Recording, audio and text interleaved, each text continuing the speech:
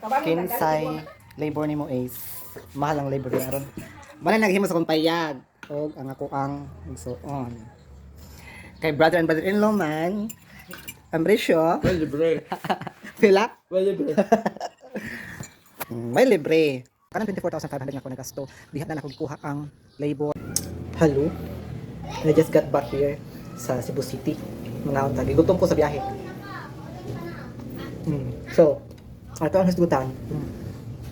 Nga nung ang labor na ako is less than 30,000. Huwag nahanaon, gamay na dyan ang abot sa labor.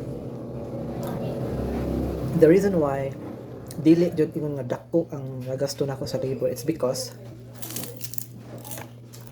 ang nagtrabaho nako ang mini house is my brother and my brother-in-law. So instead of 800 or 700 per day, naka-less ko. Kaya malaki na ang nagtukod is igsuon lang ang brother-in-law nako. Pero kung mga panday jud na nga 800 per day, dako jud kay gasto sa labor. Labor palang daan, pildi na ta. Sumaw na.